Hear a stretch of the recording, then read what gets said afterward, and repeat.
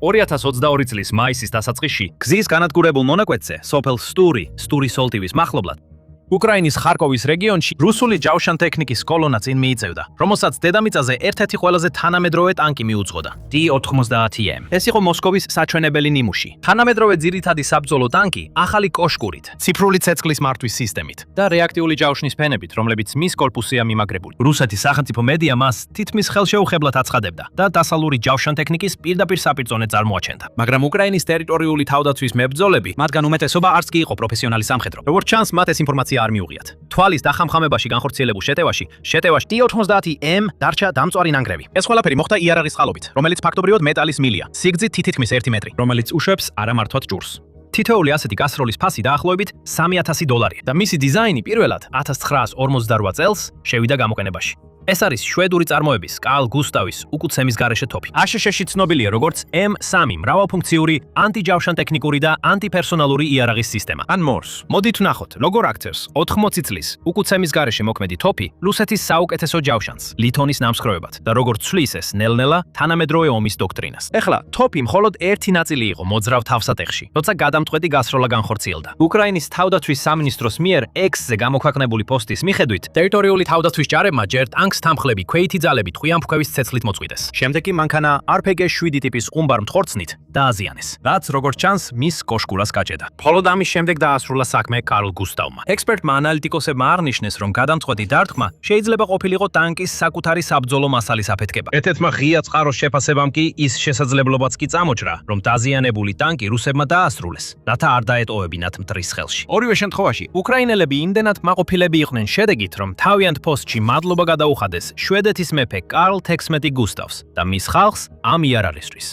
დაფიქრდი ამაზე. IAP. მხრიდან გასაშვები შვედური ბაზუკას მსგავსი მილი იყო ის იარაღი, რომელიც უკრაინამ გამოიყენა რუსეთის ერთ-ერთი ყველაზე ძვირად ღირებული ტანკის დასამარცხებლად. სინამდვილეში სულ რამდენიმე დღეში მეორე T-90M-ის განადგურებაც იმავე მეთოდით დაფიქსირდა, იმავე ქალაქის მახლობლად. ეხლა თუ ამ ერთ შეტაკებას გადავწდებით, ეს ტენდენცია კიდევ უფრო მკვეთრი ხდება.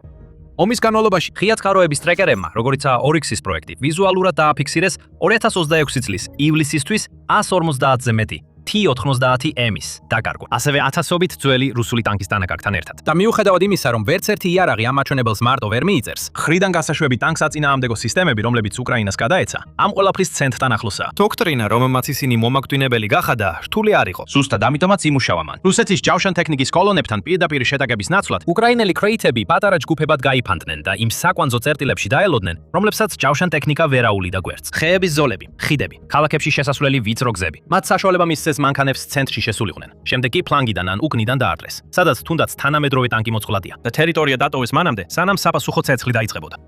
კარლ გუსტავი სწორედ ესეთი ბრძოლისათვის შეიქმნა. რადგან გზაზე მყოფი ტანკი იშვიათად არის მარტო, რადგან კრეითი მის უკან იმალება.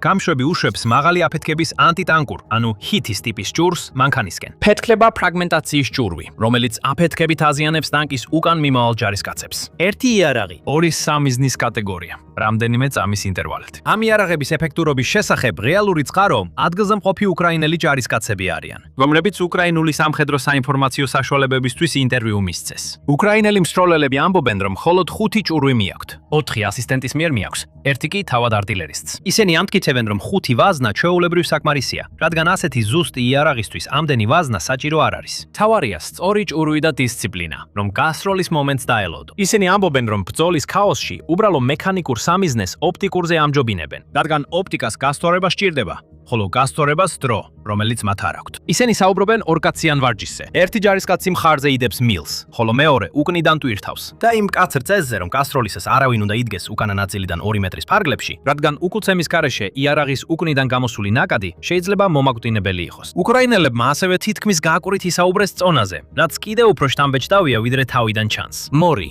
კარლ გუსტავი. მომენ შეიძლება ითქვას, რომ თავდაპირველად ყველაზე გავრცელებული მოდელი იყო 1960-იანი წლებიდან. წონიდა 14.2 კილოგრამს. მისი მემკვიდრე M3, რაც როგორც ჩანს თავდაპირველად კანადიდან უკრაინაში გაგზავნეს. ამან ეს წონა 10 კილოგრამამდე შეამწირა, ხოლო უახლესი მოდელი M4 მხოლოდ 6,6 კილოგრამს იწონის, რაც წინა მოდელზე მესამედით ნაკლებია. იმის გასაგებად თუ რატო მუშაობს ეს იარაღი, უნდა დავიწყოთ ერთი მნიშვნელოვანი სიტყვით მის სახელში, რომელიც ხშირად გამოტოვებულია: უკუცემის გარეშე. როდესაც ტრადიციული კრემეხი ისრის მძიმე ჭურვს, უკუცემა ადამიანს მხარს გაუტეხდა. კარლ გუსტავი ამ პრობლემას ფიზიკის საშუალებით აგვარებს და არა ელექტრონიკით. გასროლის მომენტში წინასწარ გამოთვლილი რაოდენობის წამყვანი აირი გამოდის მილის უკანა ნაწილიდან, კონუსური საქშენიდან. უკან მიმართულმა აფეთქებამ წარმოქმნის საწინააღმდეგო ბიძგს, რომელიც თითქმის ანულირებს ჭურვის წინსვლით იმპულსს. რაც საშუალებას აძლევს ერთ ჯარისკაცს მხარზე გადაიკიდოს ფაქტობრივად პორტატული ქვემეხი და გასროლისას იგზნოს მხოლოდ ძლიერი ბიძგი წინ. მაგრამ ეს იგივე ელეგანტური გადაწყვეტა ტაქტიკური ფასი აქვს, რომელიც შეიძლება ყოველწლიურად უფრო მნიშვნელოვანი ხდებოდეს. უკან მიმართული აფეთქება წარმოქმნის მტრის, ალი და ჭარბი წნევის ძლიერ კვალს და ის ქმნის სასიკვდილო საფრთხის ზონას პირდაპირ მსროლელის უკან. ბრძოლის ველზე, რომელსაც სულ უფრო ხშირად აკვირდებიან დრონები და თერმული კამერები, ეს უკან ალის ნაკადი ერთგვარი მაშხალა, რომელიც ზუსტად აჩვენებს მსროლელის ადგილმდებარეობას. ამიტომ ეკიპაჟებს ასწავლიან, რომ გაისროლონ და მაშინვე შეიცვალონ პოზიცია. უკუცემის არქონის პრინციპი არის ის, რაც ამ იარაღს შესაძლებელს ხდის და ასევე ის, რაც გადარჩენას სწრაფად გადაადგილების საკითხად აქცევს. მეორე კონსტრუქციული არჩევანი, რაც კარლ გუსტავს თითქმის ყველა თავის კლასის იარაღისგან გამოარჩევს, არის ის, რომ ლულა თავად არის ნარეზიანი. ეს ნიშნავს, რომ ლულაში გაკეთებულია სპირალურად განლაგებული ღარები, რომლებიც ჭურს ატრიალებს, როცა ის ტოვებს მილს. რაც მას ფრენისას ამხარებს ისე, როგორც ბრუნო ამხარებს ნასროლ ამერიკული ფერბურთის ბურთს ან თოფის ტყვიას. ეს ეწინააღმდეგება თითქმის ყველა შედარებაბადი მხრიდან სასროლი იარაღის ტრადიციას გასული საუკუნის განმავლობაში. მათ შორის ამერიკული ბაზუკა, გერმანული პანცერშრეკი და ყველგან გავრცელებული საბჭოთა RPG, რომელმაც 2022 წელს ტანკზე ის იმავე სახელწოდების პირველი დარტყმა მიაყენა. ეს რაკეტსატყორცნები გლუვლულიანია და ეყრდნობა თავად ჭურვის ფრთებს, რათა სტაბილურად იფრინოს და მიზანს მიაღწიოს. თუნდაც ანტიტანკური იარაღის უფრო თანამედროვე ვარიანტები, როგორც წესი, ასევე იყენებენ გლუვლულიან კონსტრუქციას. აშშ 10 წლეულების განმავლობაში იყენებდა M62 LO ერთჯერად რაკეტსატყორცნს, სანამ AT4-ს შემოიტანდნენ. კიდევ ერთი შვედური დიზაინის ერთჯერადი უკუცემის გარეშე მოქმედი სატყორცნი, რომელმაც თანდათანობით გადაიბარა მძიმე ანტიტანკური ამოცანების დიდი ნაწილი, მაშინ როცა LO კლავს სამსახურში დარჩა. მაგრამ ბრუნავი ჭურვი უკუცემო სისტემასთან ერთად, რომელიც ჭურვს საშუალებას აძლევს ბევრად მეტი ანძრავი ნივთიერება ატაროს. ნიშნავს, რომ კარლ გუსტაფი ბევრად მეტ სიჩქარესა და სიზუსტეს იძენს მანძილზე. ზოგიერთი შედარება აჩვენებს, რომ კარლ გუსტაფის ჭურვები ლულის დატოვებისას რაკეტსატყორცნის ჭურვებთან შედარებით რამდენჯერმე უფრო მაღალ სიჩქარეს ავითარებენ. პრაქტიკაში კარლ გუსტაფის სიზუსტე და სროლის მანძილი 600-დან 700 მეტრამდეა შეფასებული. გამოცდილ მსროლელს შეუძლია ბევრად უფრო შორსაც ესროლოს დიდ უძრავ სამიზნეს. მაგრამ აქედან განსხვავებები მატულობს და შენ შეამჩნევ, რომ ხშირად თანამედროვე გამშვებ მოწყობილობებს ერთჯერადებად მოიხსენიებთ. ეს შემთხვევითი არ არის, რადგან ყველაზე გავრცელებულ ანტიტანკურ კონსტრუქციებს სჭირდებათ ერთჯერადი გამშვები, როგორც კომპრომისი აპარატის შემცირებისა, რათა ქვეითმა ჯარისკაცმა მარტომ შეძლოს მისი გამოყენება. ესახებოდა არა მხოლოდ უფრო პატარა AT4-ს, არამედ უფრო დიდ ანგლო-შვედურ NLA-საც.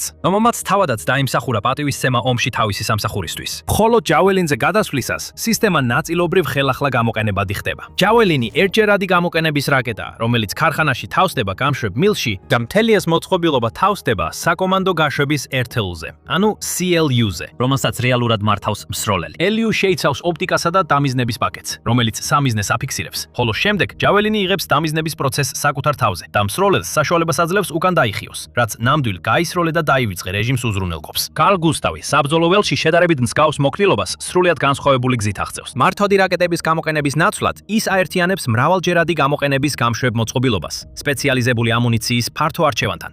ეს უკავშირდება იარაღის დაახლოებით $20,000 ფასს კონტრაქტის მიხედვით და სწორედ ამიტომ იყო ის ასეთი მნიშვნელოვანი. ეს არის თავად გამშვები მოწყობილობის ღირებულება. თუმცა ამუნიციის ფასი მერყეობს მხოლოდ $500-დან თითქმის $3,000-მდე. და ეს დამოკიდებულია ამუნიციის მახასიათებლებზე. შედარებისთვის, ჯაველინის CLU-ს ფასი $100,000-ზე ბევრად მეტია და ერთი ჯაველინის რაკეტისა და ტუბუსის ღირებულება $160,000-დან $170,000-მდე მერყეობს. ფაქტობრივად ჯაველინის ფასი ზედმეტად მაღალია. თუნდაც ერთი ტანკის გასანადგურებლად რამდენიმე კარლ გუსტაფის გამოყენება დაგჭირდეთ. რაც გვიყვანს იმ რეალურ მიზეზთან, რის გამოც კარლ გუსტაფმა ყველა ის იარაღი გადაურჩა, რომელიც მის ჩასანაცვლებლად იყო შექმნილი. საბრძოლო მასალის შთამბეჭდავი არჩევანი, რომელსაც 84 მმ-იანი შაშხანა იყენებს და სწორედ აქ აქვს მნიშვნელობა დეტალებს. ჯავშან ტექნიკის წინააღმდეგ მთავარი საბრძოლო მასალა არის HIT 551 და მისი გაუმჯობესებული 551C ვარიანტი. რაკეტით გაძლიერებული ტანკსაწინააღმდეგო ჭურვი, რომელიც ეფექტურია დაახლოებით 700 მეტრამდე მანძილზე, ეს შეესაბამება თავად შაშხანის ნომინალურ სროლის მანძილს. რაც უფრო მნიშვნელოვანია, ეს ჭურვი დაახლოებით 40 სანტიმეტრი სისქის ფოლადს ადანს. თანამედროვე ტანკის წინააღმდეგ, რომელიც რეაქტიული ჯავშნით არის დაფარული, სროლელი შეუძლია გადაერთოს თანდემური საბრძოლო თავით აღჭურვილ ჰიტ 751-ზე, სადაც მცირე წინასწარი მუხტი პირველად აფეთქებს რეაქტიულ ჯავშანს. რაც გზას ხსნის, რათა მთავარი ფორმირებული მუხტი ტანკის კორპუსში შეაღწიოს. ეს ზრდის ჭურვის შეღწევადობას 50 სანტიმეტრზე მეტ ჯავშანზე და ეს უკვე რეაქტიული ფენის შემდეგ. და მჭიდრო ურბანული ბრძოლისთვის არსებობს სპეციალური ჭურვიც შეზღუდული სივრცისთვის. ჰიტ 655, რომელიც იყენებს მარილიანი წყლის კონტრმასას სუფთა გაზის ნაცვლად, რათა შეანცილოს უკანა აფეთქება. იმდენად რომ იარაღის გასროლა ოთახის შიგნიდანაც შეიძლება. ეს შესაძლებლობა ჩვეულებრივ უკუცემის გარეშე იარაღებს უბრალოდ არ აქვთ ეკიპაჟის მოკვლის გარეშე. ეს ფაქტობრივად საშუალებას იძლევა შეიქმნას ტანკსაწინააღმდეგო სნაიპერი ჩვეულებრივი შენობის შიგნით ან ზედა სართულზე მდებარე პოზიციიდან. ეხლა ჯავშნის გარდა ამუნიციის ოჯახი გავს მთელ კრეიტთა მხარდამჭერ ასეულს, რომელიც 1 მილშია შეკუმშული. HEDP 502 ორმაგი დანიშნულების ვაზნა, რომელიც გაარღვევს მსუბუქ ჯავშანს, აგურსა და ბუნკერებს, ხოლო ფიუს მსროლელი თავად აყენებს ისე, რომ აფეთქდეს შეხებისას ან წამით მოგვიანებით, რათა აფეთქდეს კედლის შიგნით. ASM 509 სპეციალურად შენობებისა და გამაგრებული ნაგებობების დასანგრევად შექმნილი საბრძოლო მასალაა, ხოლო MT 746 იყენებს ტანდემურ მუხტს, რათა გაარღვიოს გამაგრებული პოზიცია და გაანადგუროს შიგნით დამალული მტერი. ADM 401 შეიცავს 1000-ზე მეტ ფლეშეთს. ახლო მანძილზე კრეიტების წინააღმდეგ თავდაცვისთვის, ღია სივრცეში. მაღალი აფეთქების ძალის მქონე HE 451 სერიის ჭურვები ფრაგმენტაციას 1 კილომეტრის მანძილზე ისვრის და შეიძლება დაყენდეს საჰაერო აფეთქებაზე, რათა ხრედდეს ჯარისკაცებს თხილში. უახლესი განვითარებაა 451E ან 458 ჭურვი, რომელიც 2022 წელს დაანონსეს, რომელიც მსოფლიოს მასშტაბით მიეწოდება ისეთ მომხმარებლებს, როგორიცაა აშშ შეიარაღებული ძალები და შვედეთის ნატოს მეზობლები. არსებობს კვამლის ჭურვებიც, რომლებიც მოძრაობის დაფარვას უზრუნველყოფს და განათების ჭურვები, რომლებიც ღამის ცას ანათებს. და ამ განვითარების გზის ყველაზე შორეულ წერტილშია მართული მრავალფუნქციური საბრძოლო მასალა. ლაზერული მართვის ჭურვი, რომელიც ერთობლივად შეიმუშავეს სააბმა და რეითეონმა, რომელსაც უნდა შეძლოს მოძრო სამიზნეებზე დარტყმა დაახლოებით 2.5 კილომეტრამდე მანძილზე, რაც ამ ანალოგურ იარაღს ნამდვილ სიზუსტემდე მიხავს და ფასიც უფრო მისაღებია. მოსალოდნელია, რომ ფასი იქნება დაახლოებით $80,000 ფარგლებში, რაც დაახლოებით ჯაველინის ნახევარია. ამავდროულად აღწევს მსგავს ჯავშანგამტან შესაძლებლობებს, ზუსტი დამიზნების უზრუნველყოფით, სამიზნის ლაზერული მონიშნის საშუალებით, ასე რომ ჯაველინი ანადგურებს ტანკებს და ზოგჯერ გამაგრებულ პოზიციებს. კარლ გუსტაფი ქვეითებისთვის ყველაზე უნივერსალური იარაღია.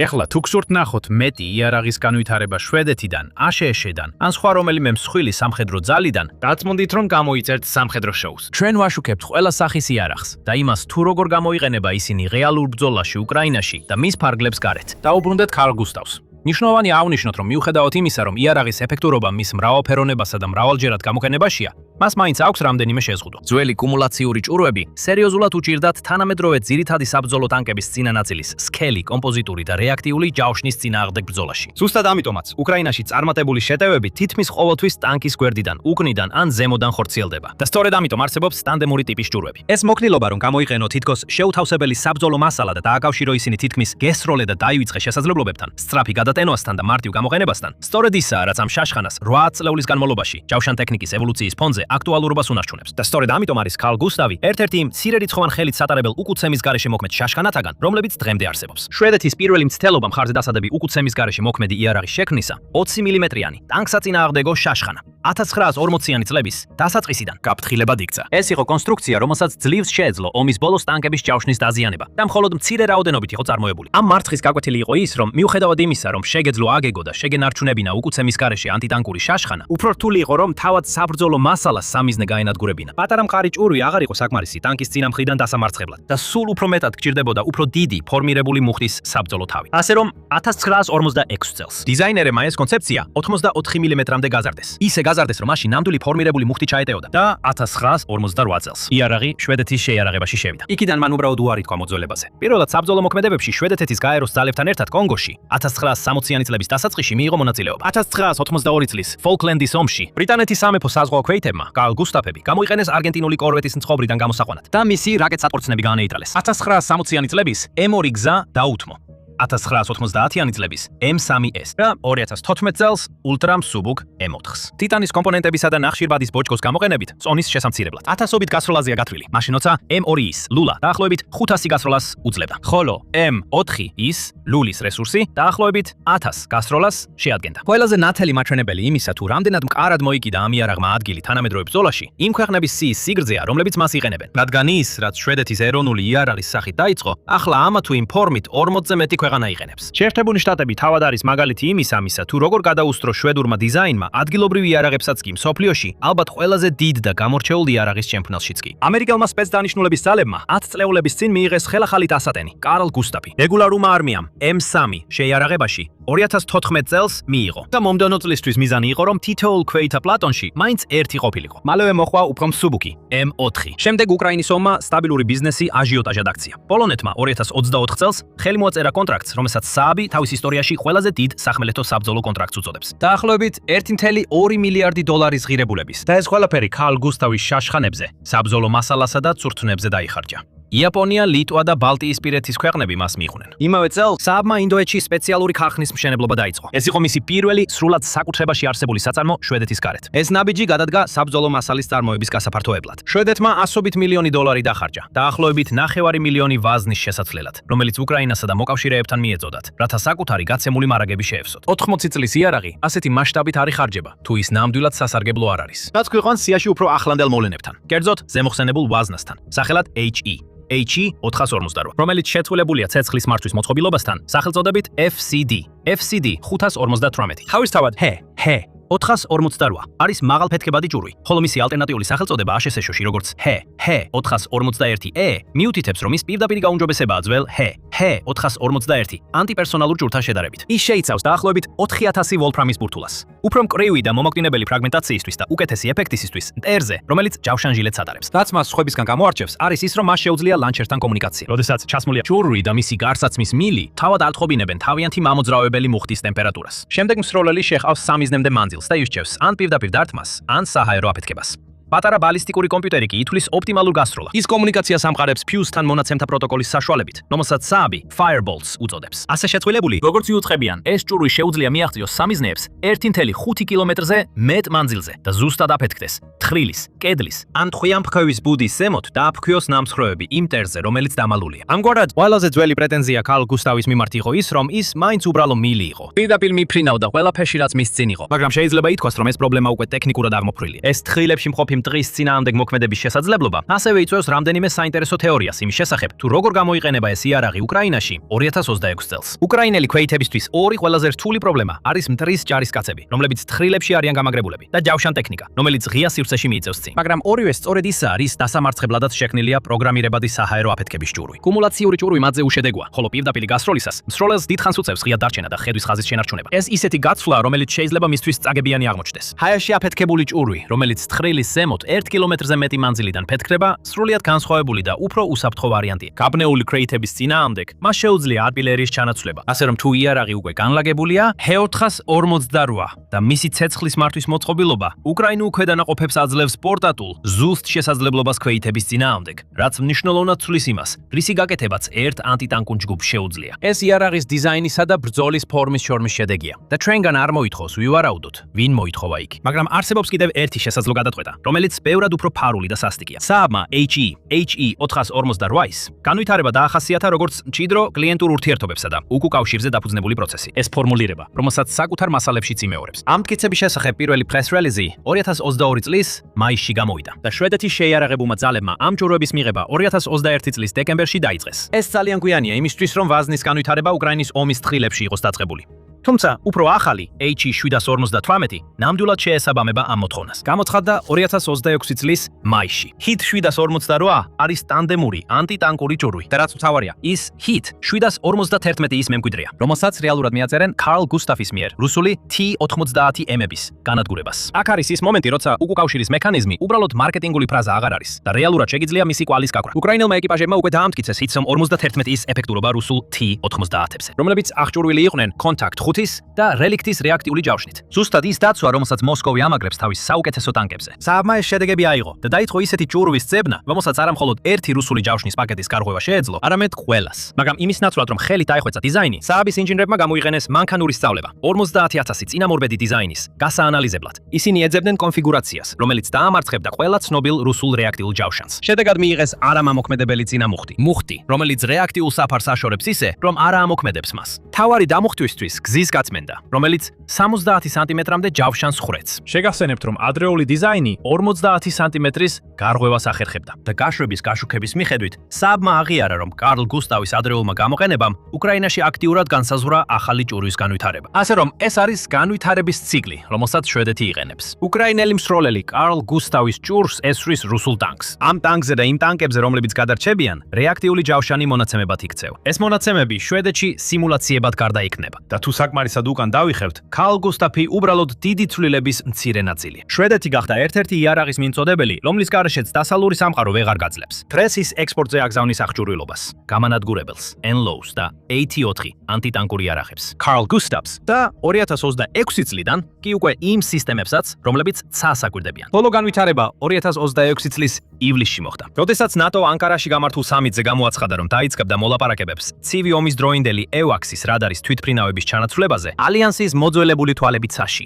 გამარჯვებული სისტემა გახდა სააბის Global Eye. სადაზვერო თვითფრინავი, რომელიც ბიზნეს ჯეტზე აგებული და რომელიც Boeing-ის E7 Wedgetails აჯობა, გარიგება, რომლის ღირებულება 4.5 მილიარდ დოლარამდეა და ითვალისწინებს მაქსიმუმ 10 თვითფრინავს. 11 წევრი სახელმწიფოს მხარდაჭერით. ნატოს ხელმძღვანელობამ არჩევანი შვედურ თვითფრინავებზე გააკეთა, რადგან ისინი შექმნილია იმ საფრთხეებისთვის, რომლებიც ამ ეპოქას განსაზღვროს. დრონების ჯგუფები და საკრუიზო რაკეტები. და ეს არჩევანი განისაზღვრა იმით, რომ ევროპა სულ უფრო მეტად ცდილობს საკუთარი ინდუსტრიული ბაზის შექმნას. მიდრე დამოკიდებული იყოს ამერიკის იმ მთავრობასა და მის საგარეო პოლიტიკაზე, რომლებიც მათი აზრით ახლა არაპროგნოზირებადია. და გვაბრუნებს დასაწყისში, სადაც განვიხილეთ, რომ კარლ გუსტაფი არ იყო ერთადერთი პასუხისმგებელი იმ გადამწყვეტ T-80M-ის განადგურებას. მეტად და მეტად მცირე სადაზვერვო დრონები სამიზნეს პოულობენ, ხის ხაზის თავზე დაფრინავენ და აღმოაჩინონ გამაგრებული პოზიცია ან მანქანა, რომელსაც სახმელეთო ჯგუფი ვერასდროს დაინახავდა საფარის მიღმა. დრონის ეკიპაჟების შემდეგ ანიშნებენ ანტიტანკო ეკიპაჟს, რომ ერთი სუსტად დამიზნებული გასროლით შეუტიონ სამიზნეს. ამ შრომის დანაწილებაში ეს წყვილი თითოეულის ძლიერ მხარეებს იყენებს. დრონი უფრო იაფია და ადვილად შესაძლებელია დაზვერვისთვის, ხოლო მილი უფრო ძვირია, მაგრამ მეტი ცეცხლის ძალა აქვს. პროგრამირებადი საჰაერო აფეთქების ჭურვი, როგორიცაა HE-458. ამ კომბინაციას კიდე უფრო მომაკვდინებელს ხდის,